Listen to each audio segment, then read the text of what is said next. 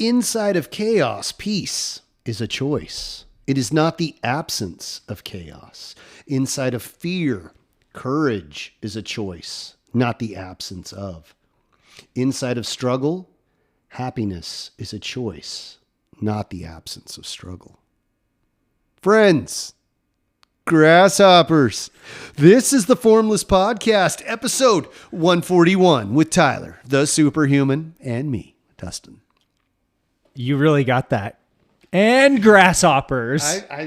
I like to do that. That's fun. I love that tagline. Or not that tagline, but that introduction. How would you call it? That cadence or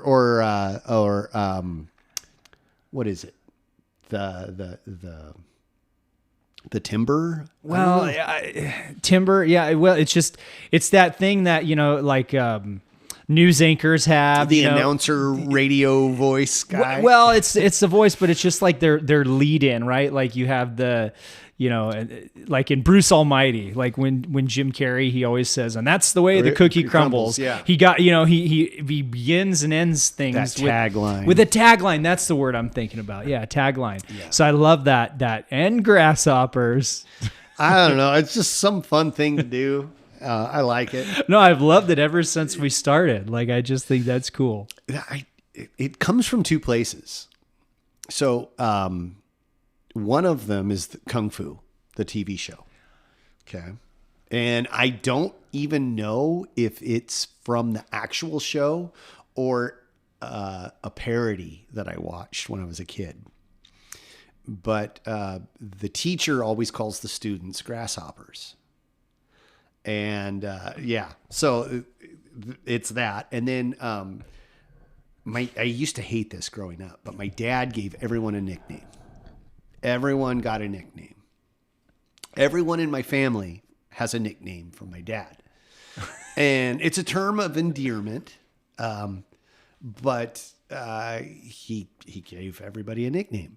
And it's funny. And as a kid, I hated it. I just come on, you don't like what you're roll your eyes. Yeah. You never like what your parents are doing. You find it dorky or whatever, but now I like that. And I find it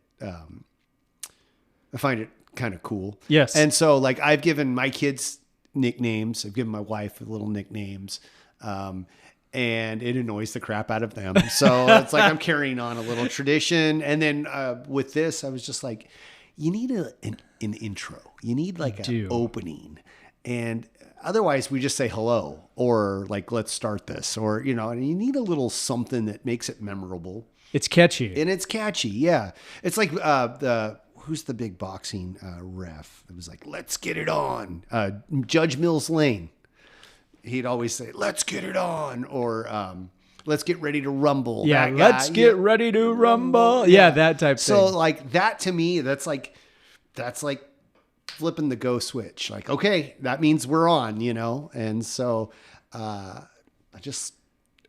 it fires me up, it gets me going, and I'm ready to roll. I know now it's time for business. So what was your nickname as a kid? Oh my gosh, I had many. Duster. Duster. Yeah. That was from my dad, was Duster. And I always thought it was a derogatory thing because, dirt, dust, that kind of thing. I'm like, come on, Dad, come up with something cooler than that, But it was just that he just shortened my name and that's what it was, Duster. That's like what cowboys used to wear. Yes. Dusters. Yes. And there's also a car. In the late early 70s, there was a Dodge Duster. And and that it wasn't derogatory at all coming from my dad didn't intend for it to be derogatory whatsoever. Does he still call you Duster? Oh yeah, sometimes. Yeah. Everybody had one. My dad would call my mom DG because it's the initials of her first name and her middle name. So he'd be like, DG. Why? I don't know. It's just whatever came. That's what you got. There was a whole bunch of them. No, I mean, that's memorable. You know, I think when I was growing up, I had one or two people that would call, like one person called me Tippy Tyler. And it just kind of stuck. Yeah, Tippy Tyler. Like, I don't know where that came from or what you were doing when it happened. Yeah. I was just always called Tippy Tyler. Or a lot of people would just shorten it and call me Ty. Mm-hmm. You know, definitely family members. And but yeah, no, Duster. What was your dad's nickname? Did he have one? Did anyone give him one? I'm sure he had some. Nobody I know ever called him by a nickname. In school, his nickname in one of his yearbooks, they referred to him as Burrhead because his hair was real wiry, like a burr, and he kept it short when he was in grade school. Like a military style, like, you know, butch buzz cut, buzz cut. And so like somebody called him a burrhead because probably he had something stuck in his hair or something. And then it just carried on. So like his yearbook is like, hey, burrhead, or, you know. That's funny. Well, now what is your nickname for Brighton? Babe, or Bree. Or I'll call her Cheese sometimes. Cheese? Because Brie Cheese. Oh, okay. Yeah. Okay. Not very often. But, all the kids have them. Hunter's the Hunt. Hey, the Hunt. Ooh. Or Hunt Dog. Cole, his full name is Cole Train, so I'd call him Train or Trainer. And Tom, Tommy Boy, Tommy Bear. Tommy Boy. Yeah. Tommy Bear. Yeah. T-Paul, because his last name's Paul. And there's a rapper named T-Pain. Yeah, right. Okay. Yeah, so we'd call him T-Paul. My cousin gave him that one. Yeah, I just have a whole bunch. I think Tom has the most, though, for some reason. Probably because he came a little later and everybody was super excited to see him. And he's the baby. Yeah. That's cool. Yeah. It's funny because it builds a little like camaraderie or a little like partnership. You know what I mean? Like, you're close. It's like an inside thing. You know what I mean? Like, we're going to play a little inside baseball now. Yes. Like, I got something. Tyler and I have something that over here they don't quite have. I think that's kind of like the psychology behind it, which is rather interesting if you dig into that. No, it really is. It really is. Yeah. I think I saw some video last night that talked about, I think this was what the saying was. It was like a TikTok video, and this person, it was a female, she said, maybe as a male, the highest form of intimacy is to be in collusion together. Ooh. Yeah, it was something like that. The highest form of intimacy is to be in collusion together. So whether that's true or not, I just thought that was interesting. Well, I think if you like, a collusion, partnership, some sort of a deal, right? Like it's us against the rest of them. Excuse me. I think when you have something like that, regardless of whether it's a marriage or a business proposition or a podcast, you kind of like, you lean on each other. Like, oh, it's, we're on a team. Mm-hmm. It's us. And then you guys over here. Everyone else. Yeah. I've never heard of it that way, like a collusion. Because you think of collusion, like, oh, you're colluding against somebody. Right? Like that's my first. There's a negative connotation to it. That's the first spot my brain goes to is like it's a conspiracy, which I dig too. But yeah. So well, that kind of ties into our topic. Exactly. I was trying to. Thank you. Yes, partners, training partners. Yes, training partners, or anything. Work partners. Like what makes a good one?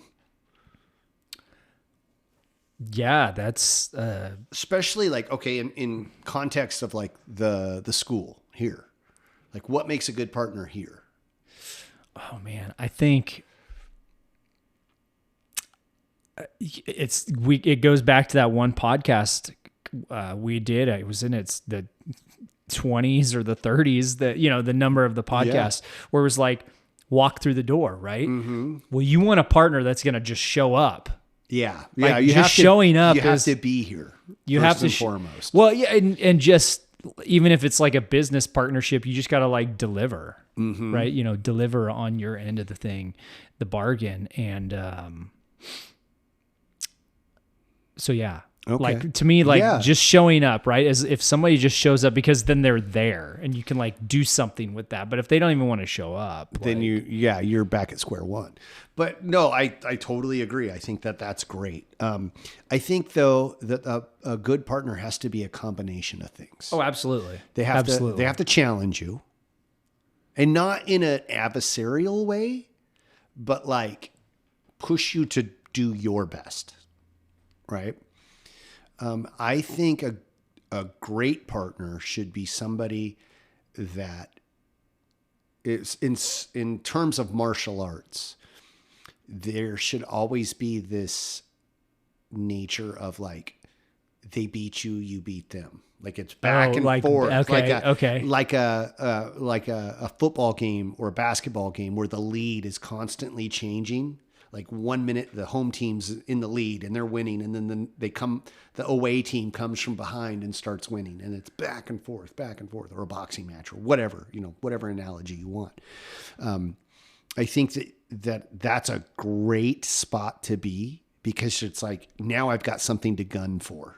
Like when I'm behind. Right. Oh, Tyler did the splits first. Now I've got to work and get to the splits, or whatever. I haven't done the splits yet, like fully. Yeah. Well, you were darn close before. Close. I was getting there and then freaking got hurt, but whatever.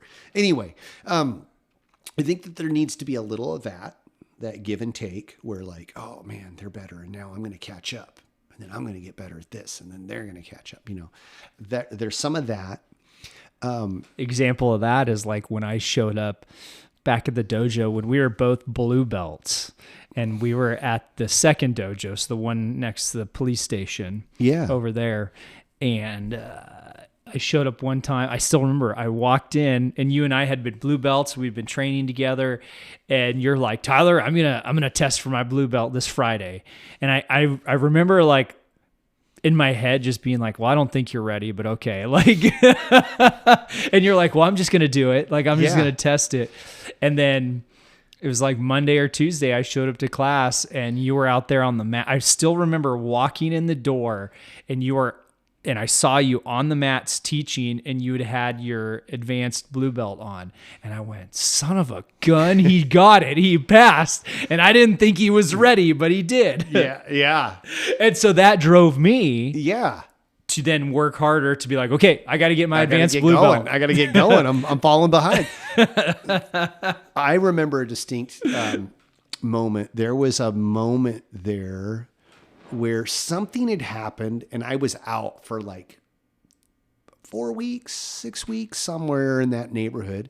And I came back and went to the advanced class, and you guys are working, you were there, you're working on something.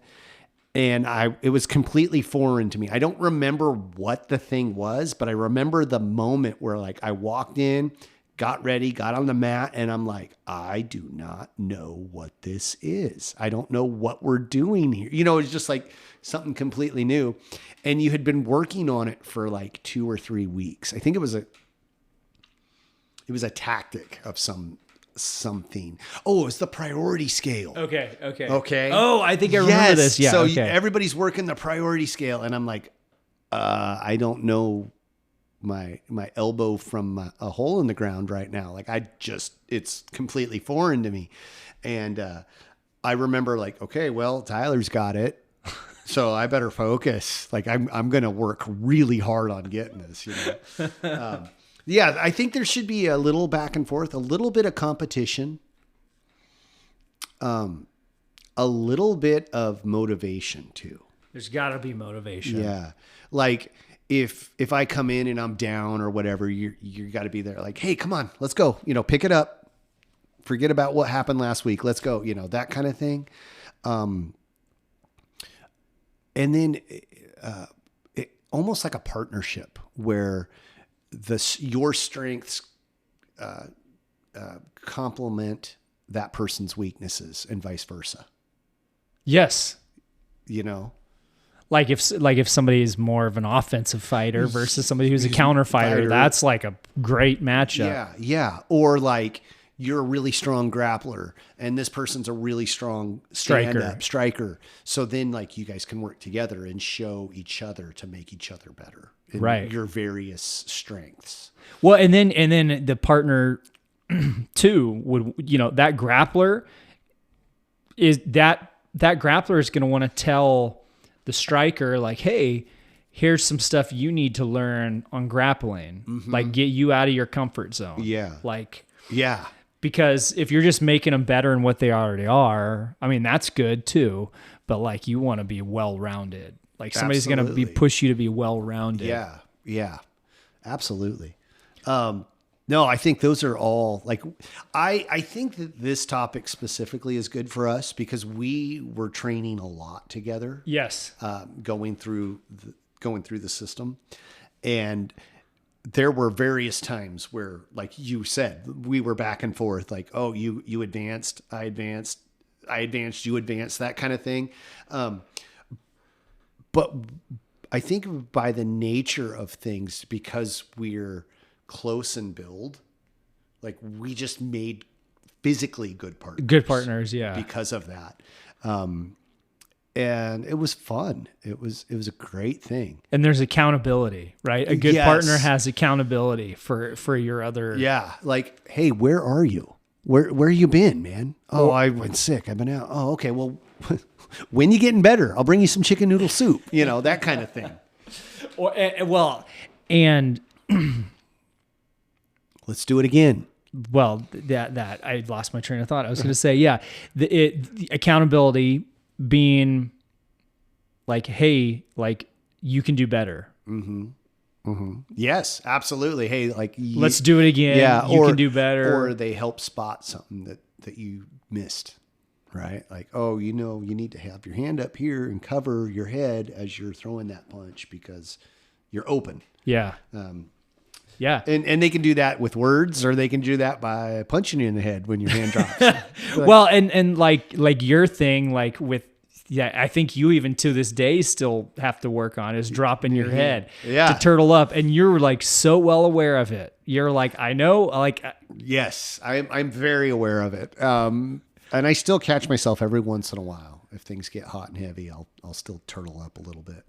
But yeah. Now, on the flip side of that, we have bad partners.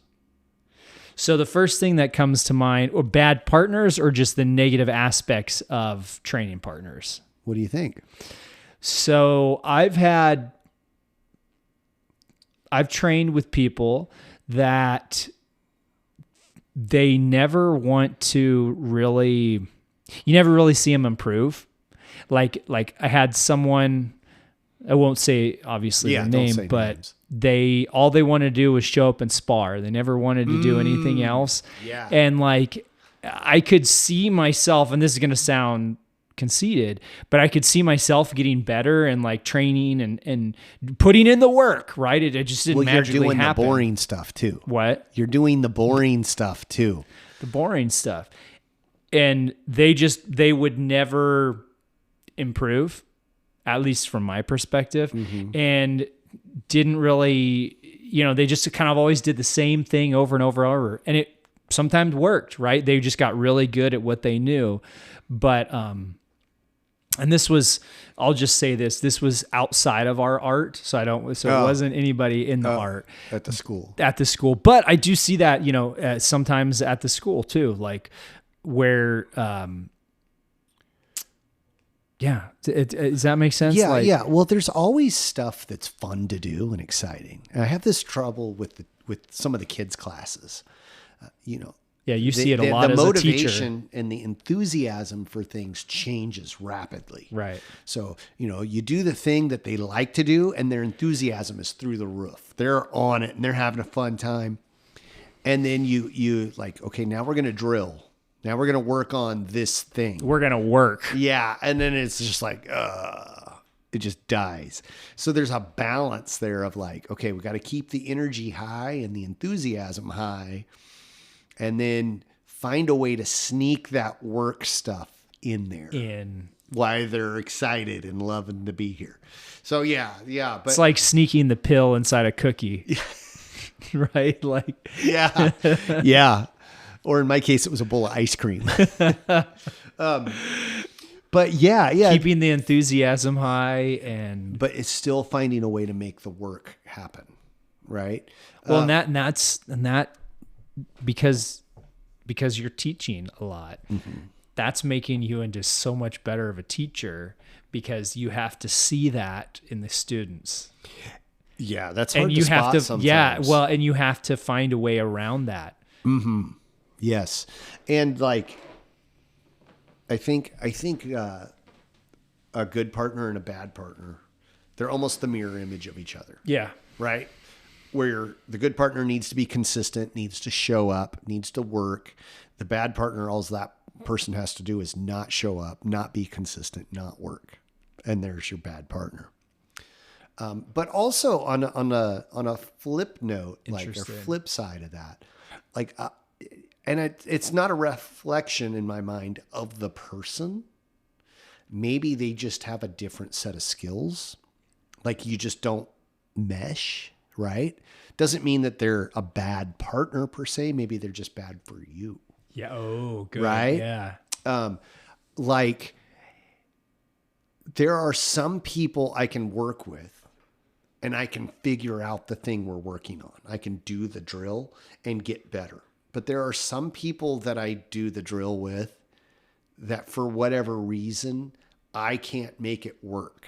Like I can go from one partner and I can make it work and I can figure it out. And then I go to the next partner and I can't because either I haven't intimidated them and they're not performing to their best, or they're intimidating me and making me second guess, or I'm afraid of hurting this person.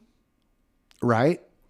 For instance, like Saturday class. Saturday class runs the gamut as far as who can be here. We might have adults and black belts. We might have beginner adults. We might have small children. And if we're working power, right, we're working on hitting the focus mitts hard. And I've got somebody like an adult working with an 8-year-old child. They're not going to be able to work that focus mitt as hard as they can when that 8-year-old's holding it, because that 8-year-old's going to hurt themselves or get hurt. So there would be a bad partner. Not necessarily a bad person, just physically a bad partner for that lineup. So I think that could be a broader term. They're just not a good matchup. They're just not a good matchup, right? But I think that you can learn things from both. You can learn what to do, what not to do with both of them. Mm-hmm. Right. Take that adult and child analogy.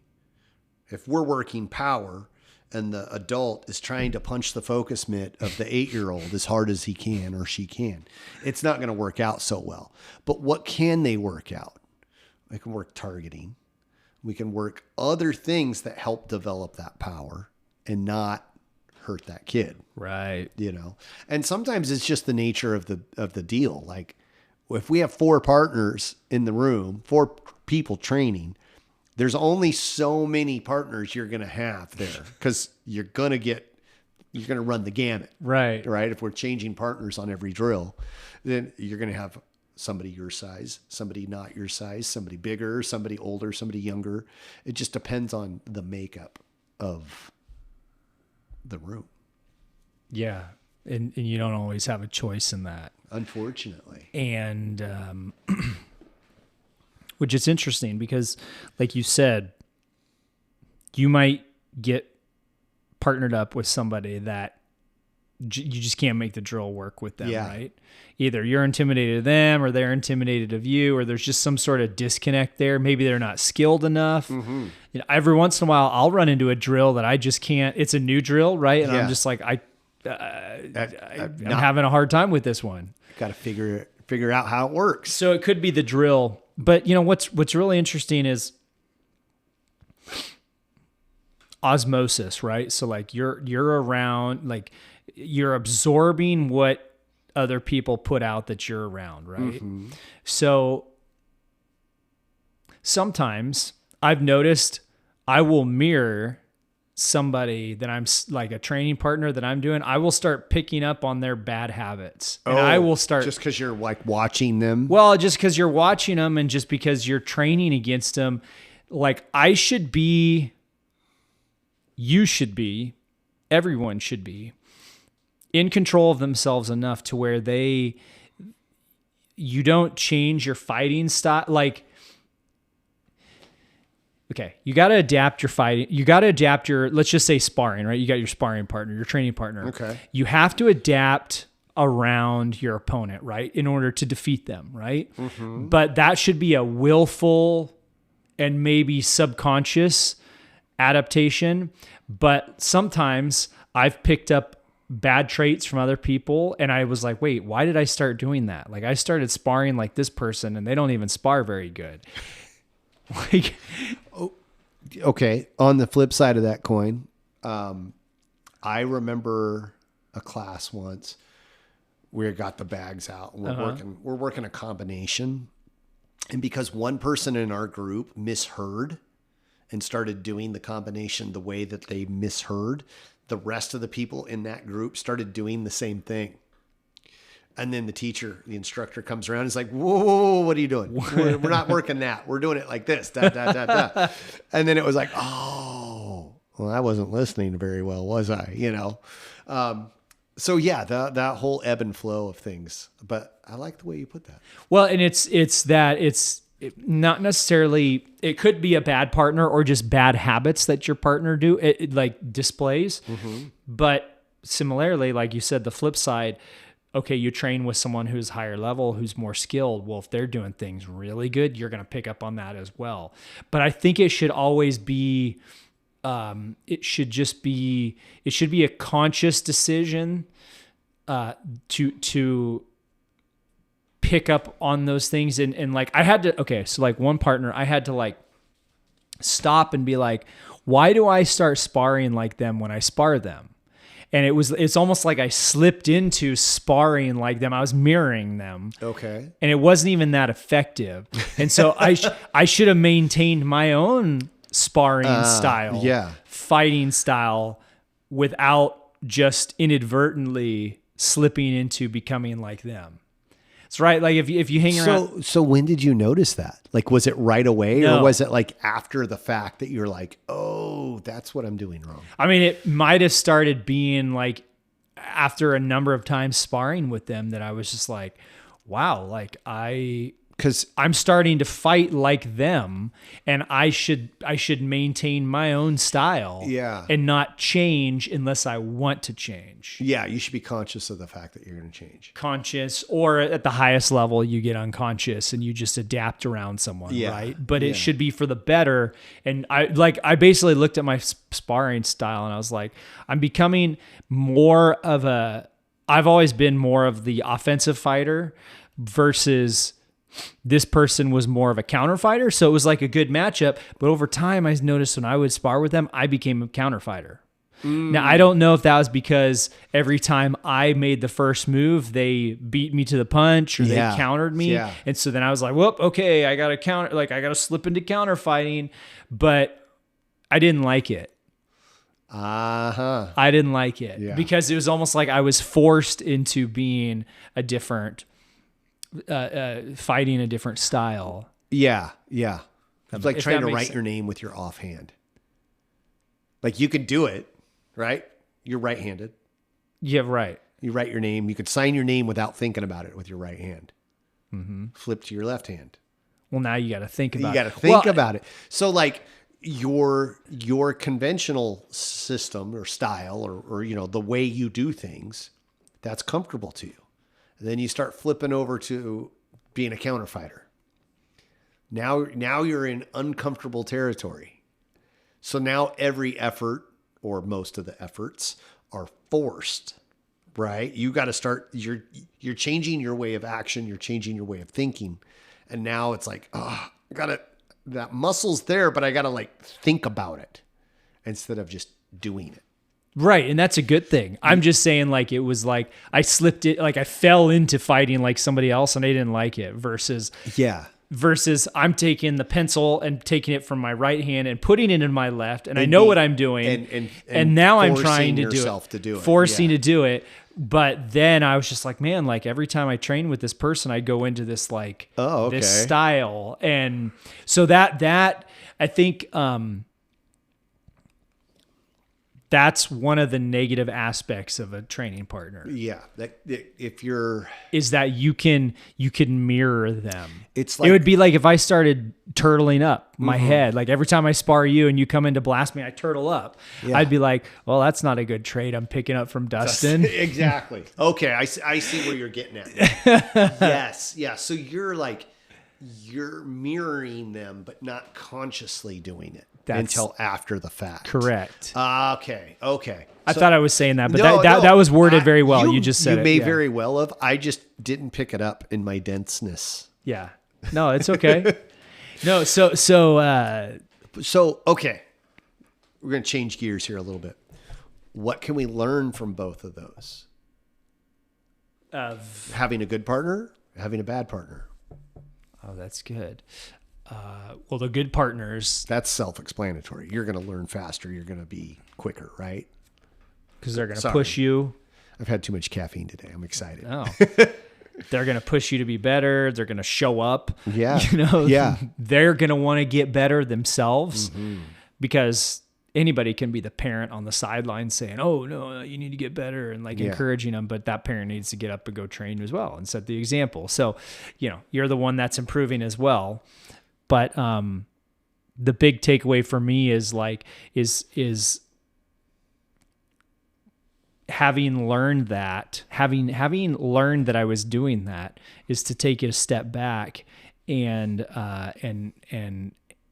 to realize, okay, if I'm going to change the way I do things, it's because I want to, or because I deem it's necessary to change the way I do things, rather than just kind of getting sucked into it. Yeah. Inadvertently. You have to be conscious of the fact that that's like, I am going to work on this. I'm going to force myself into this deep water and do this thing, even though it is uncomfortable.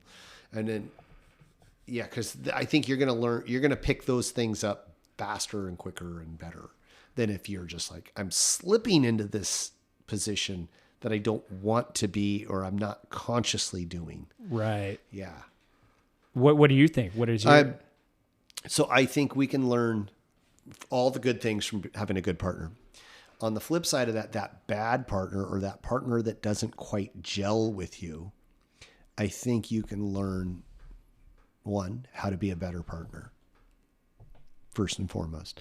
Second, I think it makes you figure out how to deal with the problem. Absolutely. And sometimes it's super easy and like you see the answer right away. Other times it's like, it's going to be a jigsaw puzzle and I need to find the right piece to fit here. I think with the right attitude, you can still have a positive outcome, regardless of whether or not you have a good partner or a bad partner. And one of the things I really like about training here is we rotate pretty consistently. We grab new partners. And I always thought that was because, like, speaking from a self-defense standpoint, like you don't have the leisure of knowing just necessarily who you may defend yourself against. No, yeah. Right? It's not like a competition where we make sure we weigh the same and we make sure we have the same level of experience and all of those things. And I get a chance to scope out what the opponent can do, and they have tape on me and whatever. Whereas in a self-defense standpoint, you don't necessarily know who that person's going to be. And it could be any different type of body, any number of different people. And you've got to figure them out like that. So having rotation gives you the most variety to work the drill or work whatever the thing is you're doing. So that's one thing I've always really dug about here. But having a bad partner, depending on the type of bad partner, if they're unmotivated, well, then, you can try to motivate them, but like if it's a mismatch of size or abilities or, there's one more I'm missing, but if it's a mismatch, speed, size, strength, one of those, topics, then you have to adapt. Right. You have to adapt. But I think the ultimate goal, and I think I heard this from Blaine first, was the job as the student is to make your partner better. Because if you make them better, then by default, if you bring them up to your level or past your level, then you're going to have to work harder to meet them at that level. As the teacher, as you're the saying? Teacher, as the student, the as teacher, the partner. If we're working together and you're just smoking me on whatever tactic or concept or drill we're working on, then I have to work harder to get better. But your goal, if you're just blowing me out of the water with this drill, your goal should be to help me get better. So therefore, it makes me better. You're going to have to work harder when it's your turn to do the drill. Does that make sense? Did Absolutely. I explain that right? You Good. did. Okay, You cool. did. Yeah, so that's a concept I latched onto that I really like. The idea that if I make you better, then you're going to get better. I'm going to get better. But also, if I make you better, then you're going to seek me out to work with me again, right? Because hey, I'm helping you, right? So if you seek me out and you're getting better every time you work with me and you keep seeking me out, by default, I'm going to have to work harder when it's my turn and you're my partner because you're better and you're getting better. So it's mutually beneficial. Yeah. It is. It is. It is. No, that's true. I mean, you as the teacher, you want to bring the student up and make them better than you, because then you got to work hard to beat them. Yes. Yeah. And I mean, that's let's be realistic. A lot of students, they're like, I've heard students say I want to be able to beat my sensei one time, or I want to be able to beat my teacher better than my teacher. Right. Like I've heard it said that. Yeah. Yeah. I heard one guy that was a martial arts student. He said, well, I'm going to get a rubber knife. And he's like, I'm going to go visit my sensei, a rubber training knife. Right. Yeah. He's like, I'm going to go visit my sensei and see if he's still got what he used to have. And I was, yeah. Like I was like, oh man, I don't know. Okay. Like, yeah. That's not an invite. Don't come do that. No, that is not an invite. No, I was speaking on that same topic. I heard a story about Ronda Rousey. Okay. She's like a Olympian judo. Yeah. Her mom is also an Olympian in judo. Like, I don't know if she medaled or not, but I know she was a pretty top competitor in her day. And when her daughter was training, when Ronda was training, there's stories about like mom busting into her bedroom at random times and just like trying to like get her in an arm bar or throw her and just randomly like surprise work on this sucker. That's pretty good. That's smart. Yeah, I think she hated it though.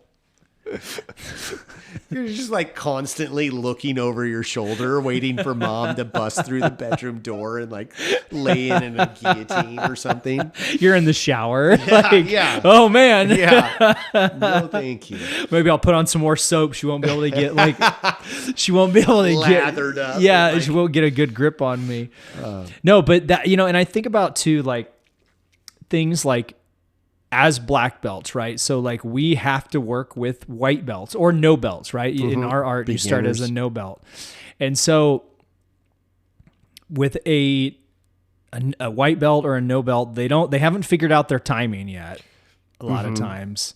And they don't have the skills. They don't really have anything, right? They don't have accuracy because they're learning, right? Yeah. But the ultimate aim of a black belt, and Sensei Hovis said this, the ultimate aim of a black belt should be that you have the accuracy and speed of a black belt with the timing and unpredictability of a white belt. If that makes sense. Yeah. Yeah. You should have all the good of being a black belt, but you shouldn't be able to be you don't want to be predictable or anything like that. So when I'm out there working with a white belt or a no belt, or let's just say a lower ranking person, and they're trying to be a good partner, well, you've got to maintain that black beltness about you, right? And not try to absorb some of their bad tendencies, right? And so like I think being a good training partner is having that filter of knowing what I'm going to let in and what I'm not going to let in, right? Because your partner might say, your partner might give bad advice sometimes, like, oh yeah, hey, drop your hands. Okay, yeah. I mean, let's just take it to the extreme, right? Yeah. So you gotta trust your partner too, that they know what they're talking about, or they have like a why for what they're saying, right? And you may not agree with their why. Yeah. But. Yeah. I got you. I thought you were going to go a different route there. Oh, I thought you were going where'd you think I was going? Well, you started talking about like having a black belt work with a white belt, yeah, or a lower ranking belt. So those are two different training partners, right? Yeah. You're talking rotating. Yeah. With different skill levels, here's something I do. I'm going to just left turn here. Okay. Here's something I do. I work with people. If I'm training and I've got a partner that's lower ranking than me, and we're working on something that I feel like I'm adequate skill level at, if I think for a minute that I'm not getting work out of this, I first of all make sure they're okay with this, make sure they're getting what they need. But then I do something to make it harder on myself. I need to work on this. Yes. So for instance, if we're sparring and it's wide open, you just spar. Like we're not working on a specific drill, and I'm working with a kid or working with somebody who's lower ranking, then I'm going to go weak side forward, or I'm going to limit myself, and I'll like, okay, I'm going to only try and throw this punch, or only throw kicks, or I'm going to work on dodging, not even hit at all. I'm just going to slip punches and evade. So I instantly try and make it harder, as long as and I let my partner know. You got to communicate with your partner, but I'll let my partner know, like, okay, hey, I'm going to work on this. You go ahead, you continue doing what you're doing. You're fine. As long as you're okay with this, I'm going to do X, Y, or Z or whatever. And then now we're both getting something.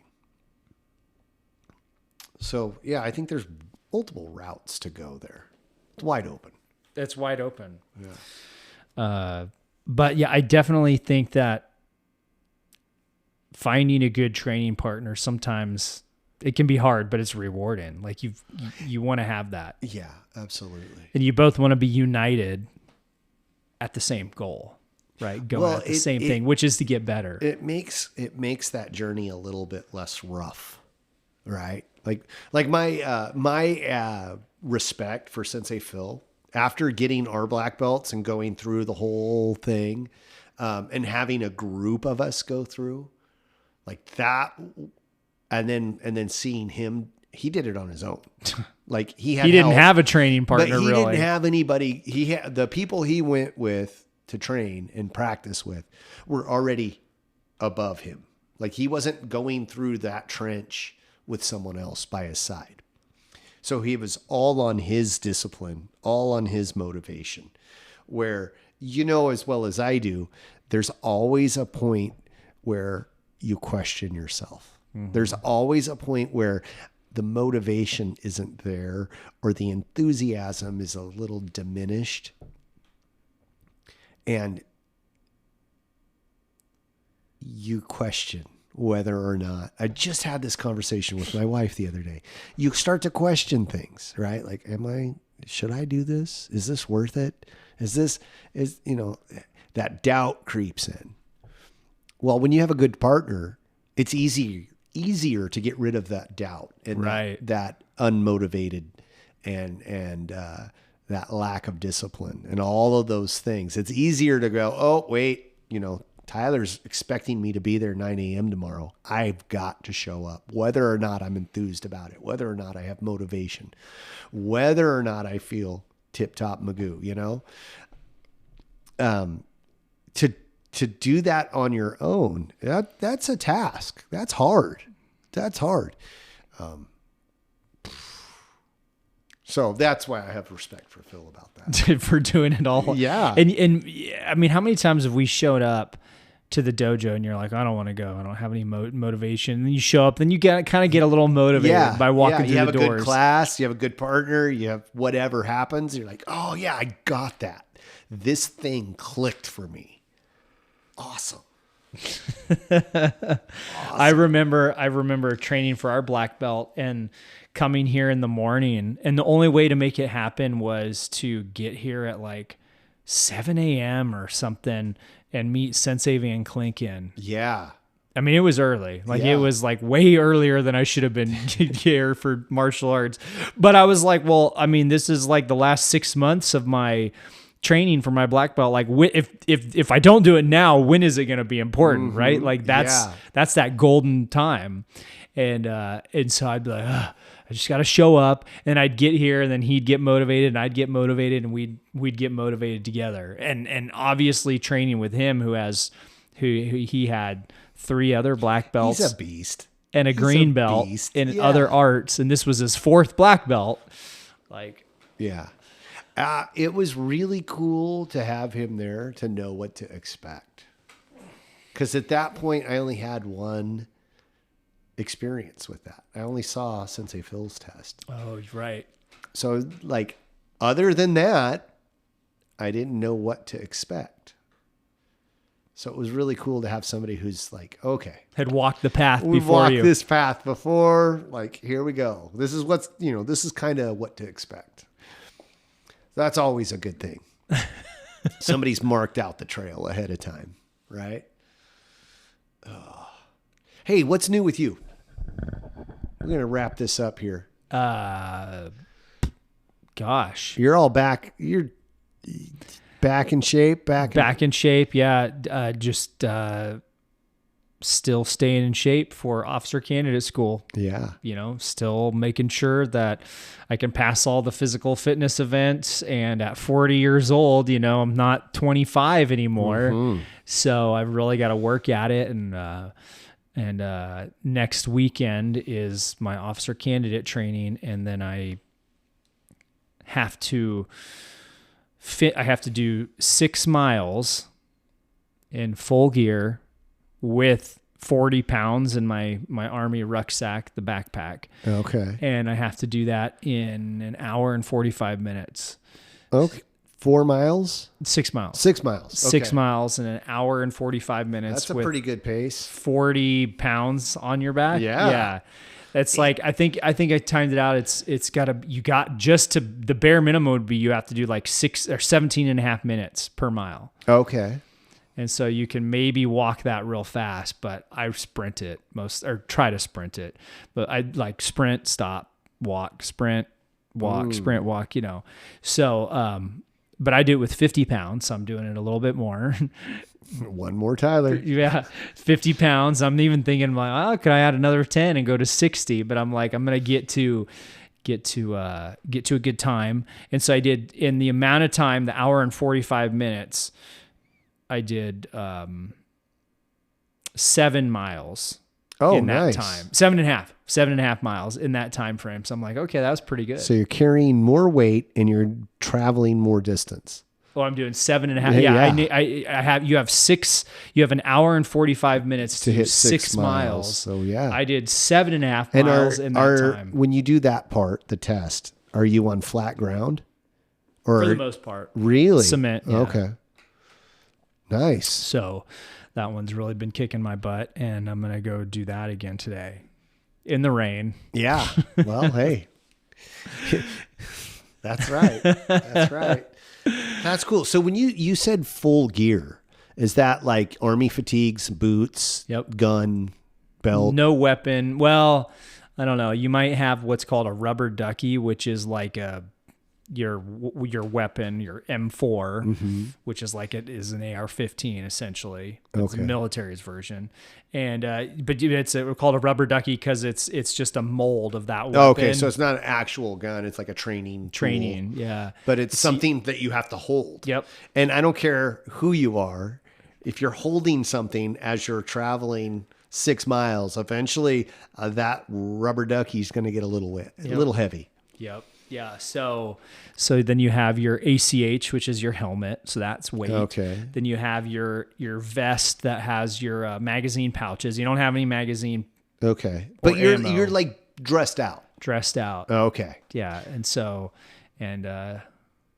so when you're running with a helmet on, and it's bouncing on your head. And it's bouncing up and down, and then you've got your 2 full canteens on your hips that are on your vest. Everything it's not like just putting on running shoes and shorts and a t-shirt and going running, right? Like that's what I was trying to like convey to people because that's not easy. No. Especially 40 pounds. Did you say 40? 40 pounds. Yeah. So all that plus 40 pounds in your rucksack. Yeah. And I'm 40 years old, so that's right on, Tyler. That's awesome, man. That is Tyler the superhuman gets to be Tyler the tired human. That's impressive. Now, so you're going to be gone again. Now, are you going to Fort Benning again? No, that was just the refresher course. Okay, so that part's done. That's done. The officer candidate school's at Camp SLO in California. So San Luis Obispo. Right on. National Guard base. Yeah. Okay. So, yep. Still working to get through that. Like, exciting stuff. And that's really pushing, that's we talk about training partners, but I've got there's 27 of us that are in our class.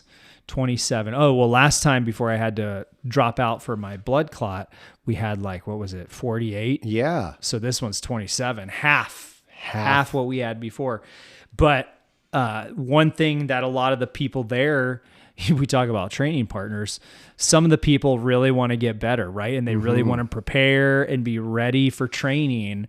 And they're reading our material that we want and that we're supposed to read, and maybe watching some YouTube videos on how to do cadences and how to do drill and ceremony, how to march around. Yeah.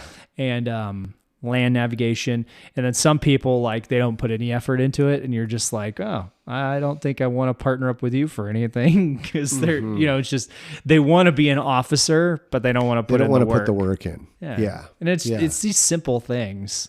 Well, showing up, good attitude, and doing the work, right? Yeah. Yeah. Or at least attempting to. Yeah. Can you imagine if we showed up to the dojo and we're like, well, I showed up, and then you just don't train? You got to show up and train. Yeah. You got to put the effort in if you want results. Plain and simple. You got to put the effort in if you want results. And there's just you just can't beat polish. If somebody just throws a front punch head over and over and over and over and over. It's the 10,000, you know, Bruce Lee said, I don't fear the man with 10,000 punches. I fear the man who's thrown one punch 10,000 times. You just can't beat polish.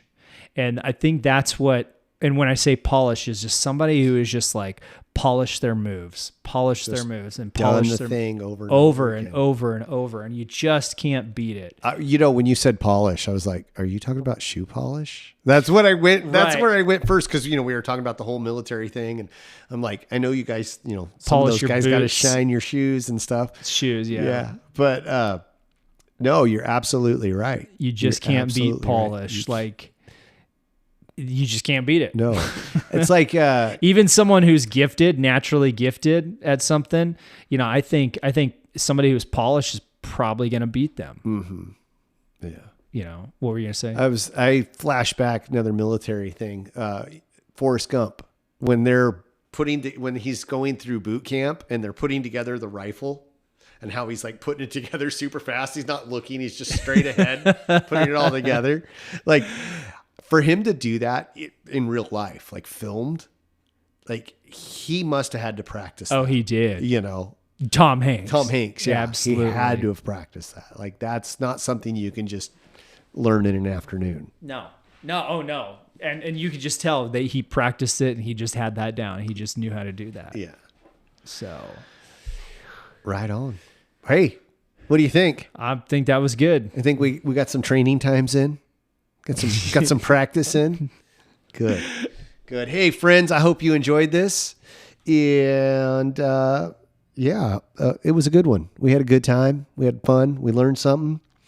If you want to reach out to us, you can hit us up on our social media, Formless Pod.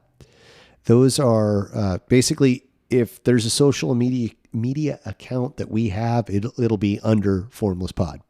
You can email us at theformlesspod@gmail.com, and also our website, formlesspod.com. We have shirts, hats, cups, coffee mugs, pillows, tapestries, book bags. If we could slap a logo on it, we put it on there. Hopefully you have a good day, and we'll catch you on the next one.